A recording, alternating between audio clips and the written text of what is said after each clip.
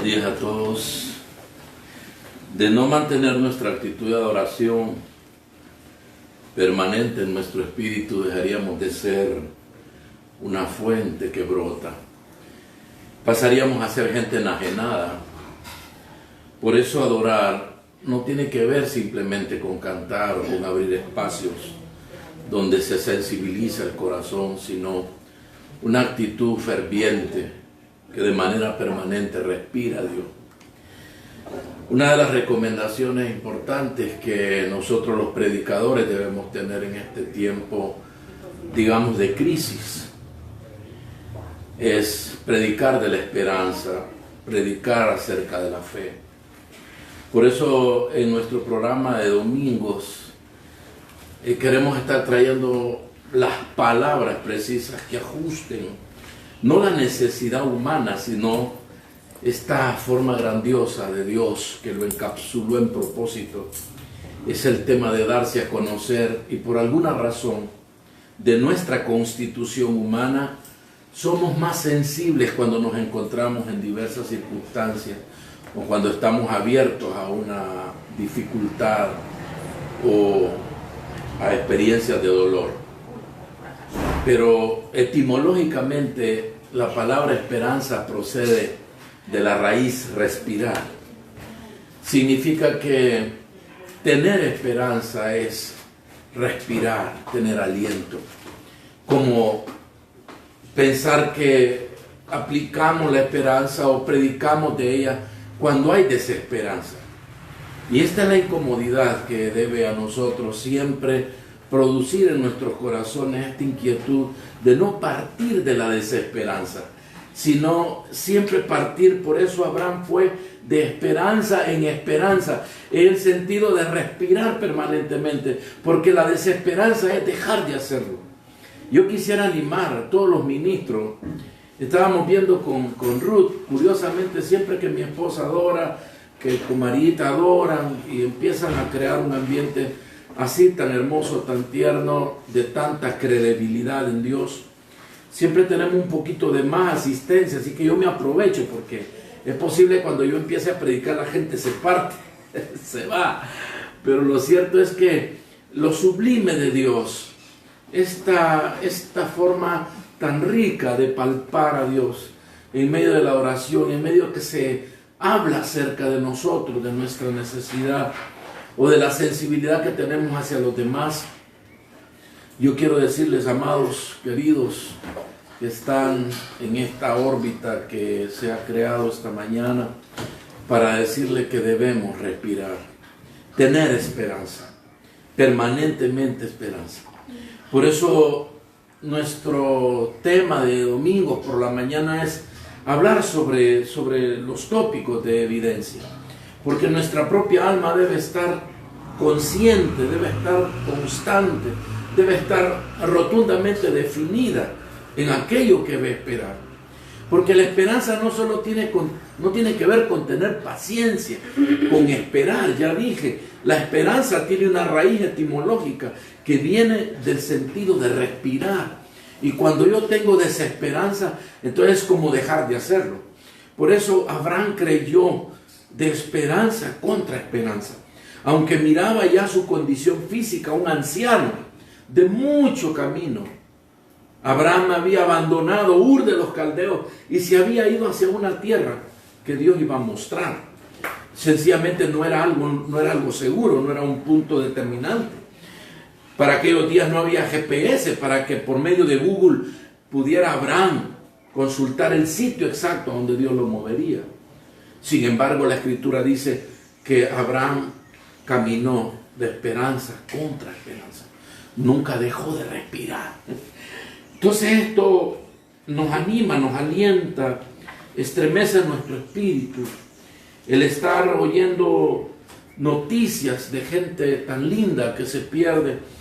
Esta pandemia ha venido a provocar dos cosas muy sensibles, que es el temor, el miedo a sufrir, el miedo a tener temor, al miedo del dolor, y también viene a traer un afianzamiento, es decir, a sentirnos afianzados de tener esa convicción como se hablaba acerca de los que tienen que salir de sus casas todos los días y saber que corren el riesgo cotidianamente de estar contagiados. Algunos ya salieron de ahí, salieron de esa situación, otros tienen incertidumbre.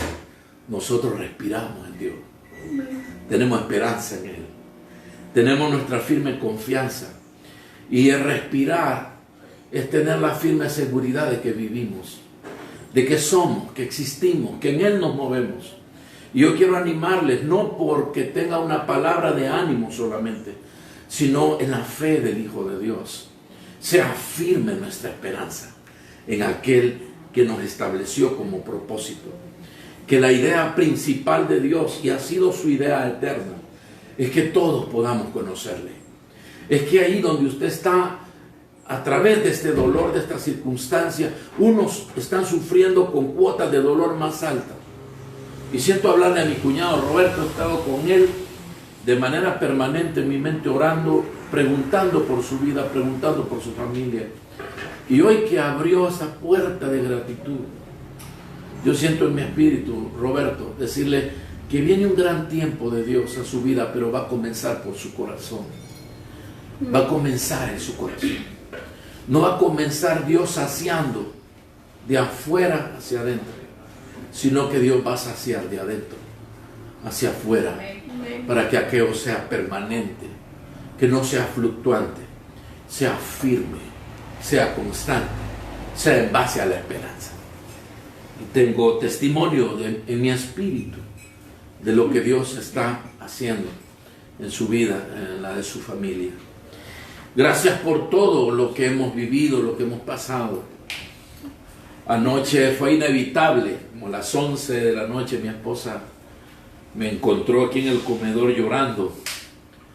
Estaba yo muy quebrantado por la salud de un gran compañero, un gran amigo, precisamente mi jefe, que está en un proceso difícil, comenzó casi hace un mes y su situación ha ido complicándose, y él me mandó un audio y ese audio conmovió mi espíritu y me hizo recordar cuando yo estuve al borde de la muerte, cuando esperábamos a mi hija Ruth. Pilar estaba embarazada y yo iba a una segunda operación por una peritonitis química. Y muy poco me gusta a mí hablar sobre cosas que son mi testimonio, porque en realidad no queremos olor a David, nosotros queremos ver manifestado a Cristo.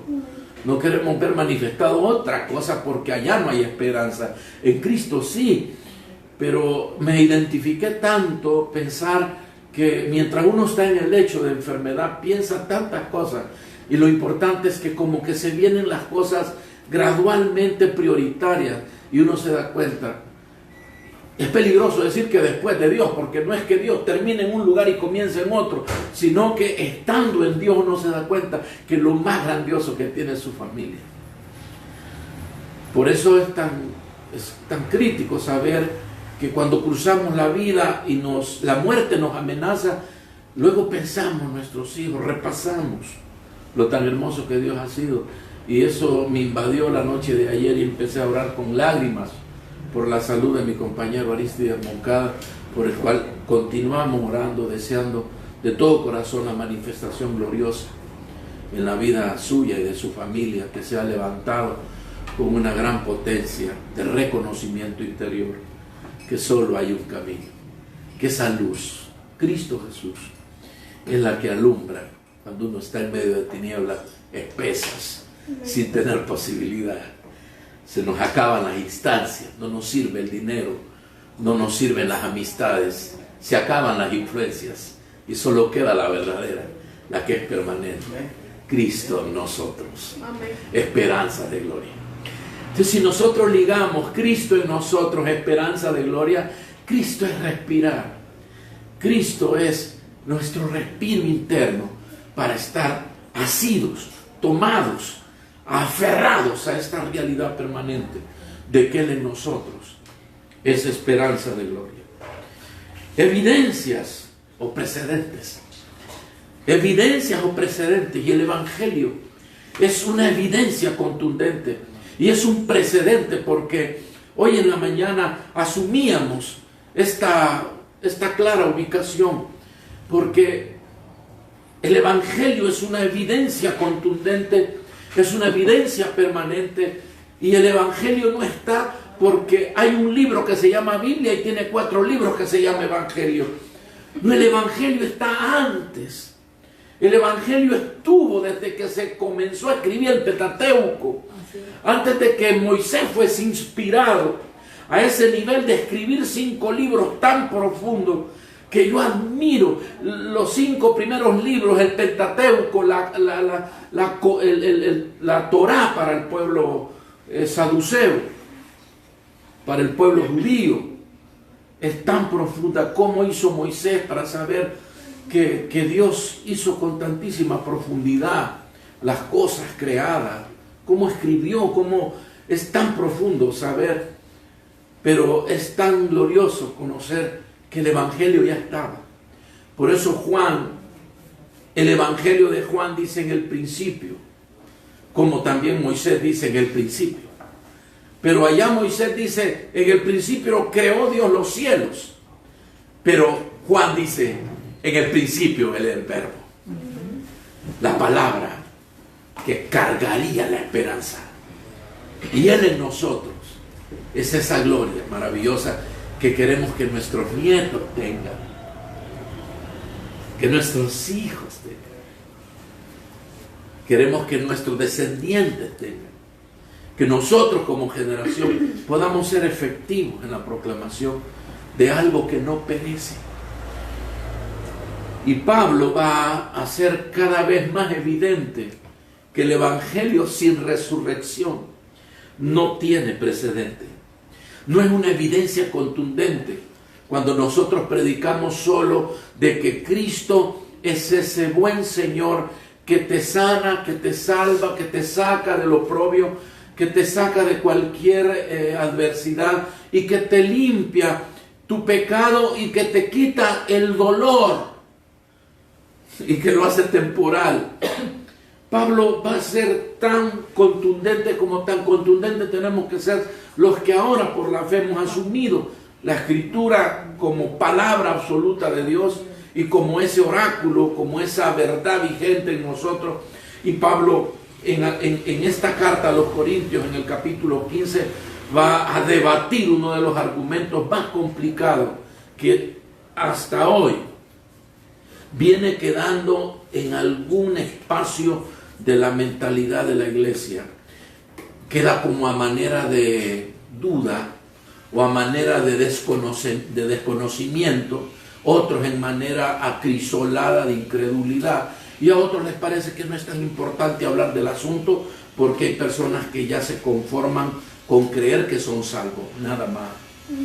Pero el Evangelio no es una puerta que se abre sencillamente, sino que es una poderosa fuerza conductora. Pablo dijo, el Evangelio es poder al que cree. Y es un poder y un código grandioso de Dios que lo hizo su Hijo. El Evangelio fue prácticamente impregnado en la persona de Cristo. Es difícil separar a Cristo del Evangelio. Es difícil hablar de que Cristo fue mensajero, pero Dios lo hizo su mensaje. Dice la Escritura que el Verbo se hizo carne y aquel Verbo literalmente estaba constituido como el discurso de Dios caminando en la tierra. Cristo era el oráculo de Dios, anunciando a los hombres que sí había esperanza y sí había restauración, había resurrección, había un poder para volver las cosas a su original idea. Y como dijo el Señor Jesús, al presente mi Padre trabaja y el trabajo de Dios es extraordinario alrededor de todo el planeta, alrededor de todo el universo. Él trabaja, ahora mismo está trabajando con algunos de nosotros. Está trabajando de manera muy intensa para darse a conocer, para utilizar todo recurso de amor, toda proyección, todo acercamiento, toda circunstancia, para llevarnos a nosotros a esa claridad, a ese acercamiento que debe terminar en una idea fusionada. Pero yo decía, ya para los días de Pablo, en el año, podríamos decir, en el año 50, ya habían argumentos que debatían esta evidencia o este precedente. Y Dios es tan maravilloso que viene trayendo este evangelio y lo ha venido atalayando, ha venido guardándolo, ha venido cuidándolo, en el sentido de que tenga esa potencia gloriosa para llevar y hacer que la vida de aquel que oye este evangelio pueda saltar para vida eterna. Este pasaje lo vamos a encontrar en la primera carta a los Corintios, capítulo 15, a partir del verso 12. Me gusta que Pablo no es de medias tintas, y me parece a mí que este es el querigma o la querigma apostólica que nosotros debemos estar sembrando en una generación que tiene tantísima incertidumbre. Y creo que Pablo sabe que en medio del pueblo de los corintios habían situaciones inconsistentes en relación a esta realidad. Cristo resucitó y esto se celebró. Algunos llegaron a creerlo. Esto se anunció en el primer siglo. Fue parte de esta potencia del mensaje del evangelio. Cristo ha resucitado, el Señor ha resucitado, pero crea y por favor recíbalo en su corazón. El evangelio se vuelve incompleto cuando creemos que solo Cristo resucitó. El evangelio se vuelve concreto cuando usted y yo creemos que si Él resucitó, nosotros también con Él. Amén. Y todo aquel que cree ha resucitado. Amén. En esa gloria maravillosa y en ese poder del Espíritu con el cual el Padre resucitó a Cristo. Amén. Jesús. Amén. Si no, dejaríamos de respirar. Sí. Perderíamos la esperanza. ¿Qué sentido tiene que Cristo venga, muera en esa cruz, asuma todo el pecado y la potencia de la maldición que estaba cargada en el hombre, muera y resucite Él? Como los saduceos, que creían que Cristo sí había resucitado, pero para ellos creían que era un cuento de hadas, que los demás resucitarían. Así es.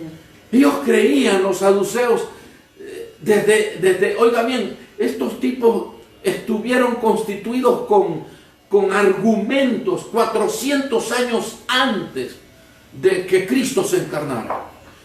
Por eso hemos dicho, cuando Cristo se hace carne y Él en su estado de hombre, mientras estuvo en la tierra, ya habían opositores del tamaño de los saduceos que no creían en que los creyentes resucitarían.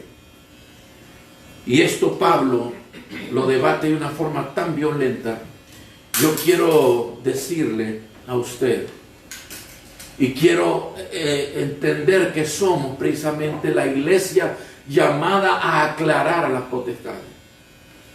Y ahora que escuchaba adorar a mi hija y a orar a mi esposa, recordé que anoche oré, que andaba en un negocio tan grande, yo andaba de compras ahí como que era una ferretería, y venía un animal inmenso, era como un dinosaurio enorme, pero estaba transfigurado, era un animal tan grande y venía con una carga tan terrible que era como con motivos color verde, como verde menta el animal, y el animal se desploma delante de mí y sus fauces quedaron frente mío, y me doy cuenta que aquella bestia que venía cargada con un cargamento enorme no era malo, era bueno. Y el sueño mío se desgasta en que yo pongo mis manos sobre la boca de aquella bestia y le ordeno a la bestia que se ponga de pie porque todavía le queda camino y trabajo que hacer. Y la bestia empezó como a inflarse. Y hoy me daba cuenta que realmente nosotros somos portadores de esa esperanza. Somos portadores de esa luz. Y que guardamos en nosotros como templos de Dios y como habitaciones de Dios una potencia para poder hablar, resistir, contener la adversidad. Pero una vez que tenemos el conocimiento firme que jamás en Cristo Jesús dejaremos de respirar. Amén. Que tenemos esa esperanza permanente. Y Pablo va a pelear por lo peligroso que representa.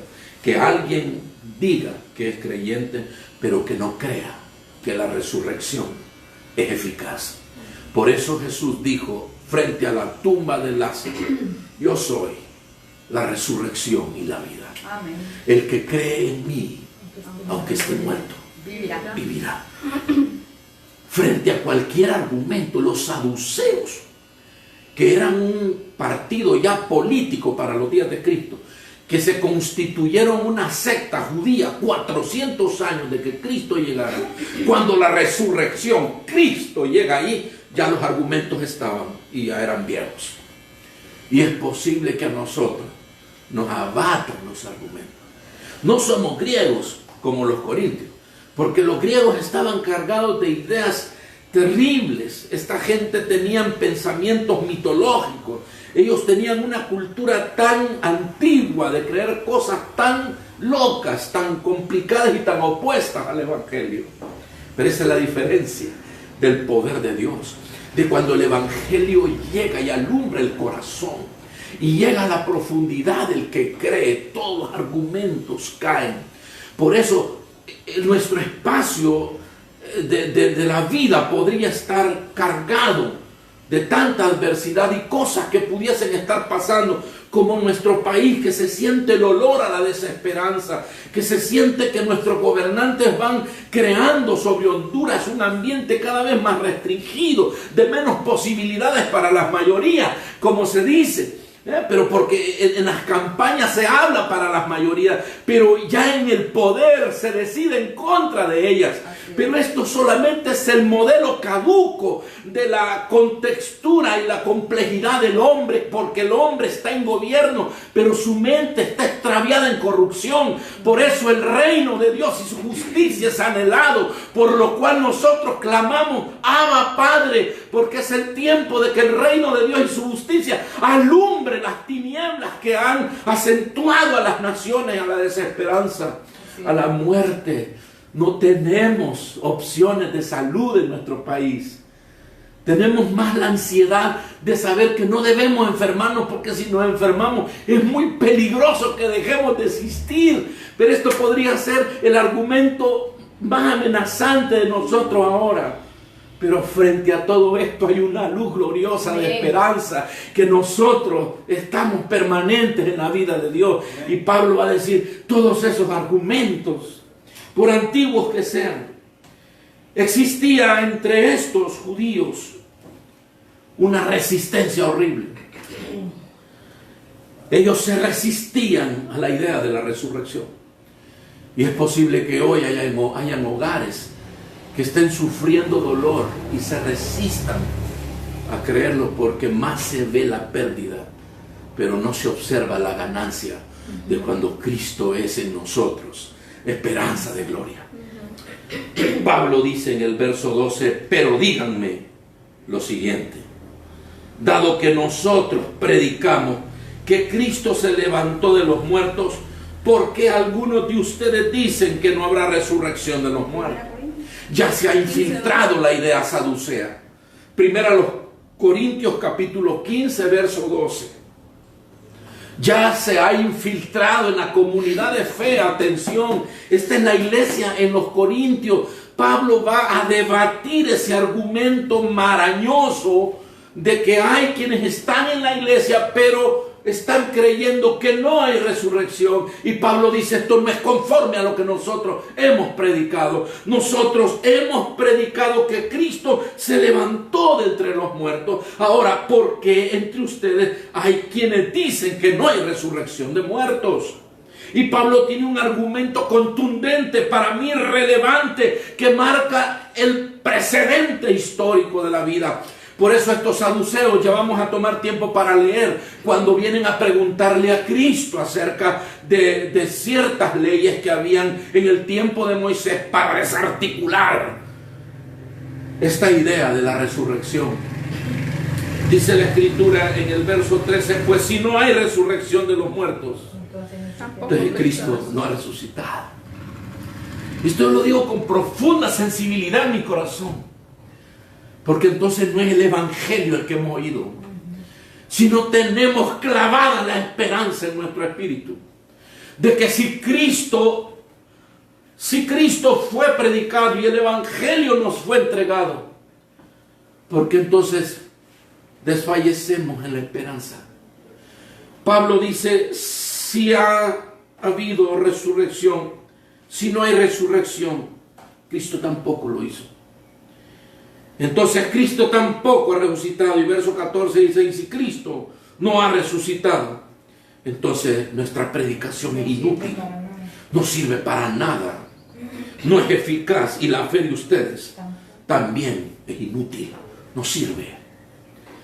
Pablo no es un hombre de segundo plano. Pablo es contundente. Pablo tiene un solo lineamiento y dice, si Cristo no resucitó, entonces es vana la predicación. La fe se desploma. Exactamente toda la estructura se desploma si realmente Él no ha resucitado. Dice la Escritura, y nosotros, los apóstoles, estaríamos todos mintiendo acerca de Dios, porque hemos dicho que Dios levantó a Cristo de la tumba. Hemos dicho que Él lo levantó. Son mentirosos también. Entonces ese es el tiempo de contraponer, confrontar, y que nosotros nos levantemos firmes a proclamar la gloriosa esperanza.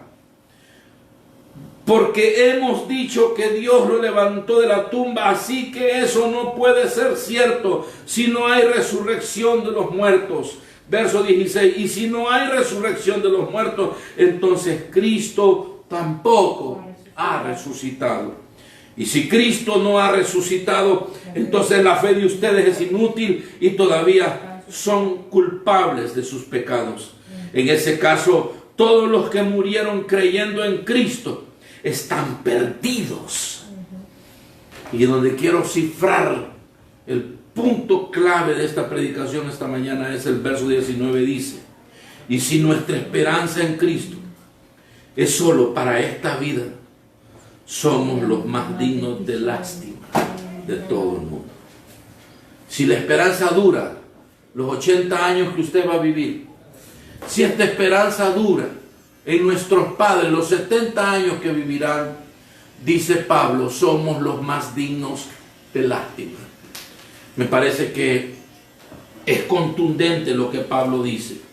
Quisiera yo esta mañana, antes de poder ensamblar una oración, que los saduceos estaban tan interesados en seguir sembrando tras de un engaño antiguo, y quisiera que en el capítulo 12 de Marcos, en el verso 18, pudiésemos ver esta confrontación en los días de Cristo. También lo pueden encontrar en Mateo 22, 23.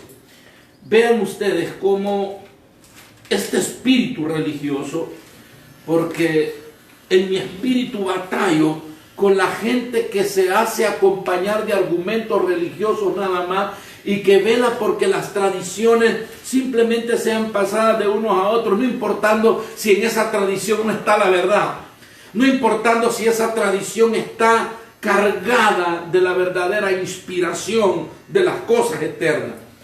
Hay personas que dicen, yo nací en esta religión y en esta moriré, pero no están claros si realmente vale la pena ser confeso en relación a estos argumentos. Cristo es la esperanza de gloria. Él es el Señor que da vida. El capítulo 12, vamos a ver esta experiencia en el Evangelio de Marcos. Vean ustedes cómo Cristo dice, ustedes se han realmente desconectado de la realidad. Vea usted que la palabra saduceo, porque vamos a ver cómo estos saduceos, quienes tenían una secta religiosa con gran influencia política, eran judíos durante los días de Pablo, que no solamente eran grandes comerciantes, sino que ellos eran políticos que trabajaban en el asunto de promover comercios, eran aristócratas, comerciantes, grandes, influyentes, pertenecían a las familias sacerdotales más ricas. Usted los puede encontrar en Hechos capítulo 4, en Hechos 5 también.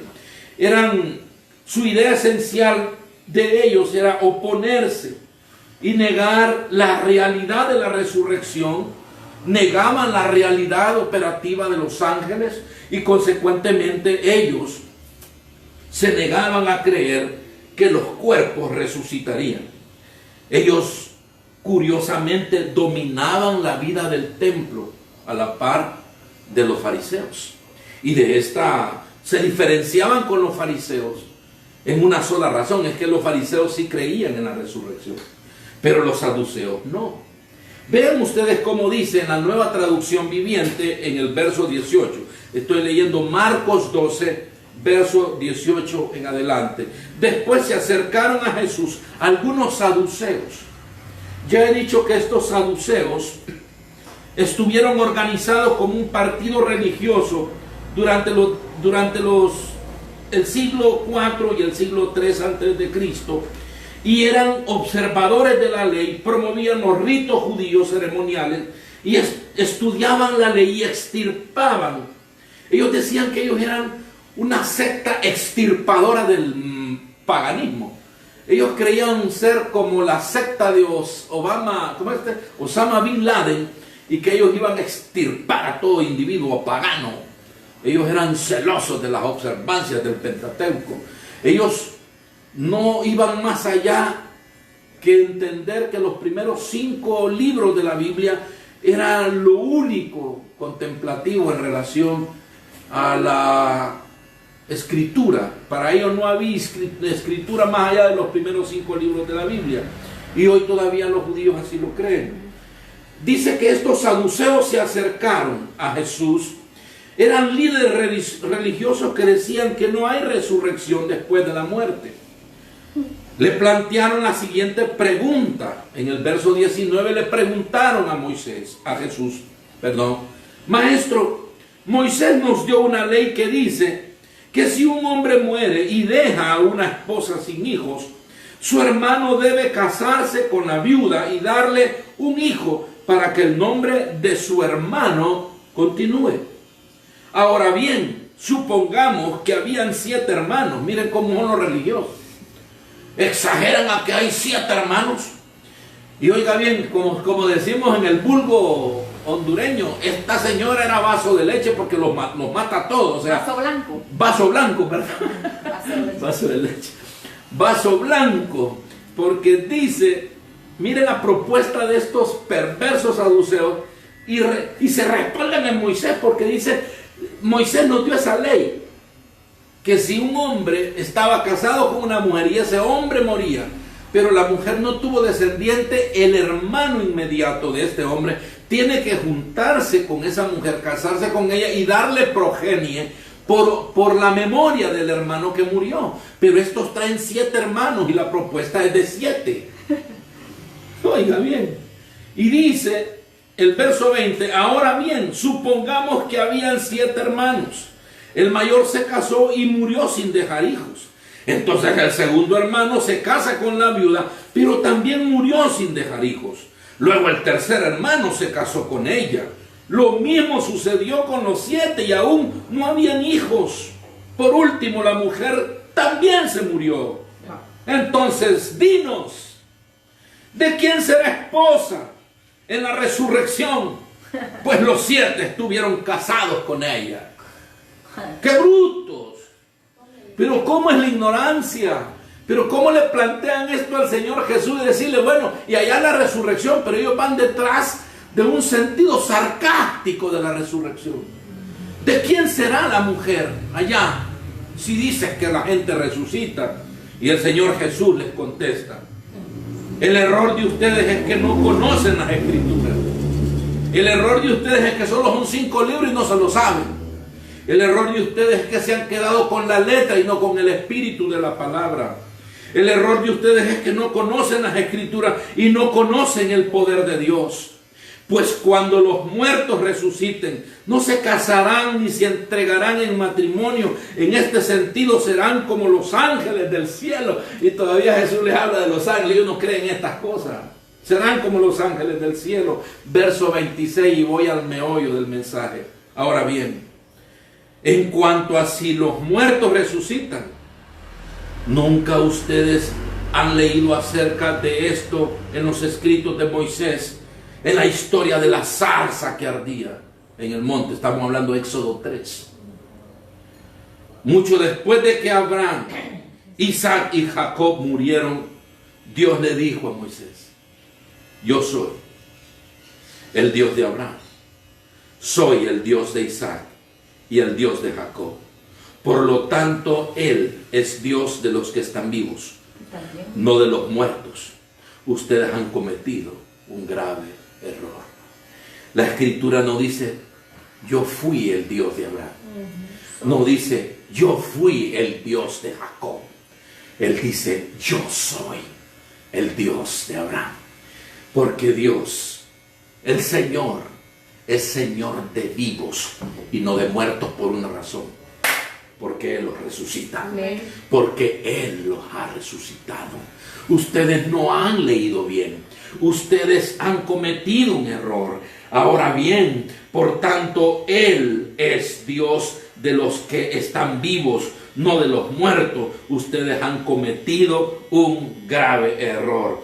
Solo reconocían ellos algunas cosas que eran sus ideales, pero ellos dominaban la vida del templo.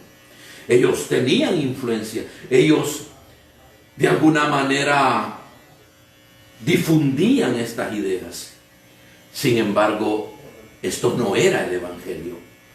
Pero nosotros no podemos pensar que el Evangelio mal predicado, pero porque está en una posición oportuna, es valedero. Yo digo, estos saduceos, estos que tenían trascendencia macabea también, que decían que con que se rezara por los muertos 9 días iban a salir de sus tumbas para tener vida, pero lejos de este cuerpo. Ellos creían que el cuerpo se podría y se perdía y que lo único que resucitaba era el alma. Pero Cristo ha resucitado como primicia de resurrección. Esto significa, queridos hermanos, queridos amigos, que Cristo es para nosotros nuestro cabal perfil de lo que Él ha hecho en nosotros.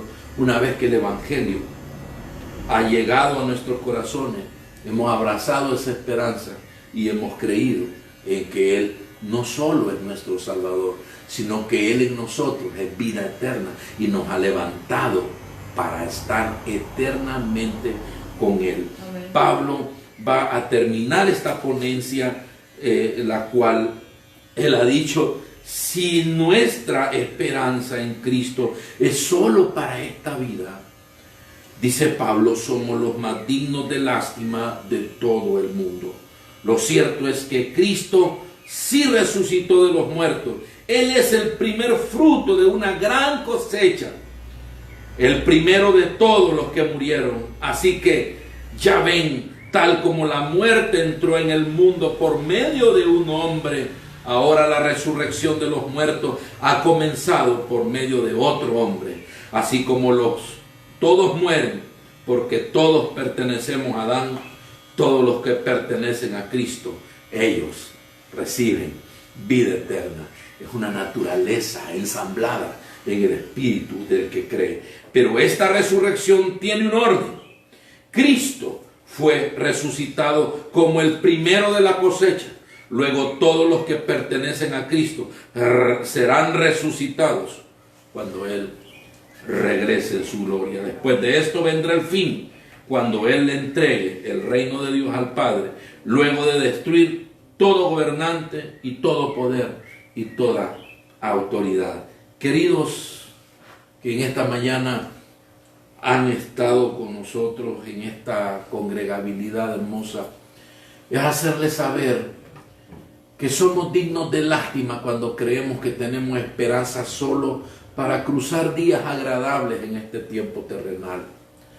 El Señor ha inspirado, el Señor ha aclarado este evangelio a Pablo para hacernos comprender a nosotros que Cristo es la resurrección y la vida, que nosotros nos levantaremos al sonar de esta potente trompeta, dice Pablo en Tesalonicenses, que nosotros debemos estar permanentemente respirando, porque tener esperanza es respirar, es vivir.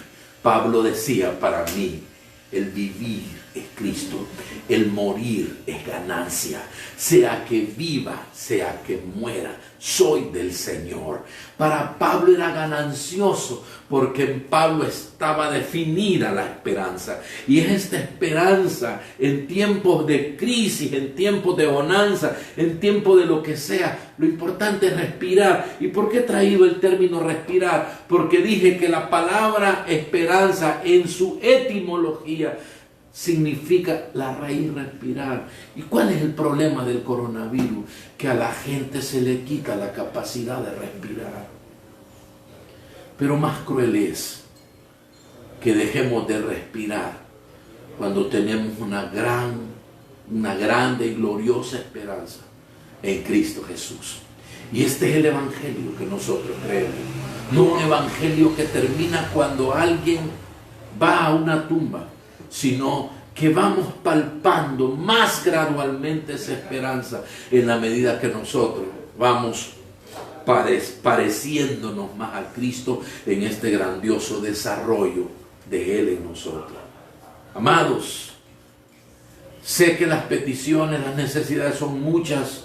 Muy raramente nosotros abrimos espacios para orar por necesidades, porque lo que queremos ministrar es la firme seguridad de que pase lo que pase, estemos donde estemos, como dijo Pablo, ni la vida ni la muerte, ni lo alto ni lo profundo. Pablo dijo, ni desnudez, ni peligro ni espada, nada puede separarme del amor de Cristo, que es en Cristo Jesús. Nada puede separarme del amor de Dios, que es en Cristo Jesús. Yo quisiera ministrar esta esperanza. Yo quisiera esta mañana que usted en su corazón afirme su vida, sus días, para que nosotros podamos estar firmemente convencidos, estables, en que sea que vivamos o sea que muramos, del Señor somos. Amén. Sea que estemos, que no estemos, sea doloroso, como Pablo decía, aunque caído, derribado, pero no desamparado. Que sepamos que por dura que sea la prueba y por grande que sea la adversidad, ya en nosotros está establecida esa esperanza de gloria que fue sorbida. Pablo dice, pero ¿dónde está tu aguijón? ¿Dónde está, oh muerte, tu aguijón? Tu poder fue sorbido en la victoria de Cristo. Aleluya. No tengan miedo, hermanos. No tengamos miedo, no comamos ansiedad.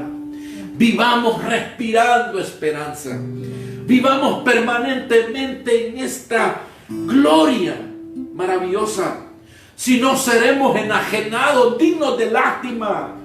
Personas que predicamos una cosa, pero en el momento de la adversidad creemos otra. No vivamos enajenados de tener pensamientos y creencias superficiales. Este es momento y tiempo de traer esa convicción a nuestros corazones. Hoy podría ser usted, mañana puedo ser yo, pero esa esperanza jamás se apagará en nosotros, porque Cristo no solo vino a dar un mensaje, Él trajo un poder de transformación, y nuestros cuerpos mortales se vestirán de inmortalidad. Esta tienda temporal tenemos de Dios, otra, dijo el apóstol Pedro. No debemos tener temor. Es doloroso perder, desaparecerse y estar ausente de la comunidad y del compañerismo, del cariño. Yo no creo que tenga algo más doloroso que pasar que pensar en perder a mi esposa, a uno de mis hijos, o a alguno de mis nietos. Pero por encima de todo ese dolor queda la real esperanza de que Cristo de nosotros es resurrección y es vida. Amén. Y que Él nos levantará. Amén. Y que Él nos ha dado vida más allá de cualquier sea la situación. Quiero animarle que se levante, que confíe en el Señor, que nosotros no tengamos ideas aisladas de si nos perderemos. Pablo dijo entonces: es inútil la predicación, es inútil la fe, somos dignos de lástima si es eso a lo que le hemos llamado esperanza. Quiero animarles a todos a tener esta firme seguridad de que un virus no va a amenazar nuestro status quo. Un virus no va a amenazar la estabilidad de la fe, la estabilidad de la esperanza en Cristo. Que sea que vivamos o sea que muramos, el Señor sigue en gobierno. Amén. Él es el Señor, Él es el Rey. Él se ha sentado en la majestad de las alturas y le ha sido dado nombre sobre todo nombre, para que todo aquel que en Él crea esté en esta misma potencia. Cristo es primicia de resurrección. Él es nuestro hermano primogénito y nosotros viviremos exactamente la misma realidad de Dios. Yo quisiera esta mañana, amor, Marita, que pudiéramos ministrar el espíritu de resurrección. El espíritu de resurrección no es solo creer que alguien murió y se levantó, sino es creer que esta firme esperanza de vida y que este evangelio glorioso de Cristo trae en nosotros una firme realidad que ha sido trasladada no a una idea espiritual, sino a una transformación de realidades. Él ha resucitado y Pablo dice: y si Él resucitó, nosotros también. Que sea que vivamos, sea que estemos o no estemos, del Señor somos. Y Él ha cargado en nosotros la gloriosa realidad de que somos también parte de su naturaleza gloriosa.